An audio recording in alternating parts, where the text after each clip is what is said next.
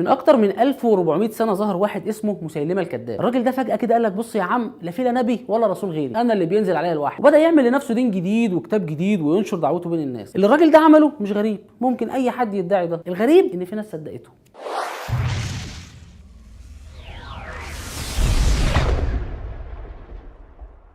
في كل زمان كل ملك بيكون له شويه مشايخ بيزنجفوا له الدين اللي على مقاسه، اسمهم في الكتب علماء السلطان. وظيفتهم ان هم بيحللوا للملك اللي هو عايزه ويحرموا له اللي هو مش عايزه، ويبينوه عند الناس قد ايه هو عادل وبيخاف ربنا وتقي. يوم ما يوسعها قوي يقول لك ده ولي من اولياء الله الصالحين. عندنا في مصر الناس دي اسمها مشايخ العسكر، بس دول بقى ليهم التاتش بتاعهم، مش هم في النفاق القديم بتاع ورع ومش ورع. احنا هنلف وندور على ايه؟ خليه رسول على طول.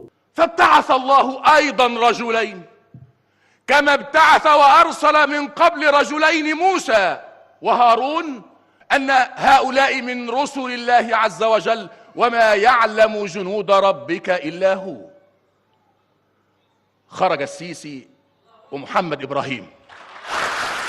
من ساعة ما الفتوى دي ما طلعت ورقت محمد إبراهيم والسيسي الرسل، والمجتمع في مصر انقسم انقسام رهيب جدا. في ناس قالت لك لا محمد إبراهيم والسيسي بشر زينا، في ناس قالت لك لا محمد إبراهيم والسيسي رسل بس هم اللي شكلهم كده. الناس اللي بتقولوا ان هم رسل زي سعد الدين هلالي استدلوا على كلامهم بان لكل رسول معجزه. يعني مثلا محمد ابراهيم معجزته ان احول ودخل شرطه. الطرف الثاني قال لك لا دي اصلا ما تعتبرش معجزه، لان معروف في مصر في كليه الشرطه لو انت معاك واسطه جامده بتخشها حتى لو عوض. في راي ثاني بقى قال لك حتى لو اعتبرناها معجزه فما فيش حاجه اصلا اسمها رسول احول، يعني ايش ضمنك اصلا انه كان نازل لك انت؟ ما جايز كان نازل لناس ثانيه جالك بالغلط. في راي بقى معتبر قال لك محمد ابراهيم بالذات ما ينفعش يكون رسول، لان اصلا ما فيش حاجه اسمها رسول كذاب. انما انا باعلن من هنا ان احنا لا نستخدم خرطوش، ولا فينا واحد يقدر يوجه سلاح في وجه طالب.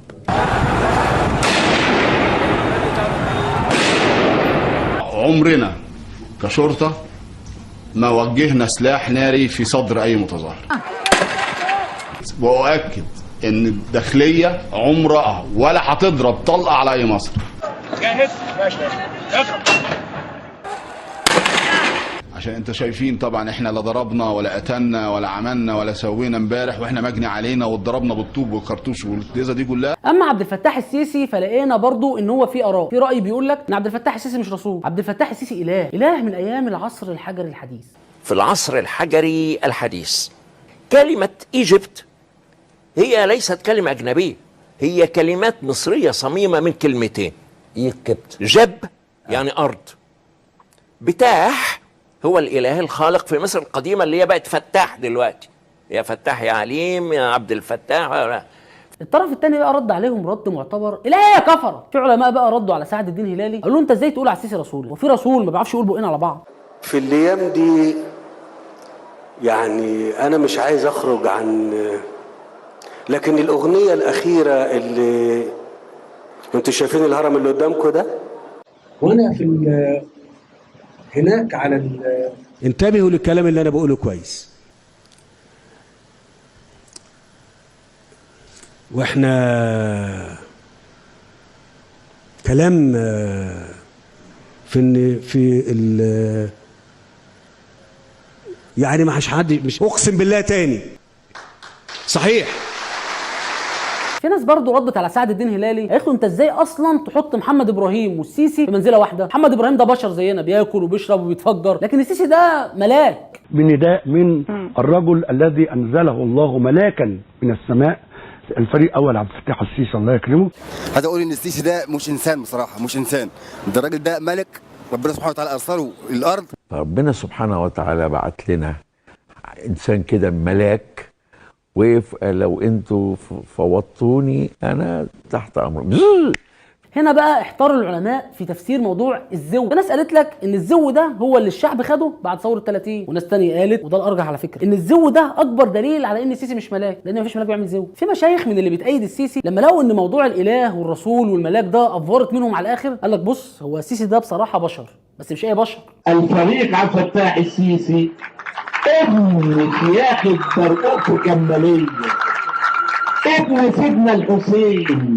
لما سالنا علماء الانساب هل فعلا عبد الفتاح السيسي ابن سيدنا الحسين، نفوا الكلام ده تماما، وكمان بعتوا لنا شجره نسب عبد الفتاح السيسي. يعني لو تركز مع حضرتك هنا هتلاقي ان الشجره بتبدا بعبد الفتاح مرورا بالسيسي هتلر هولاكو ابو جهل.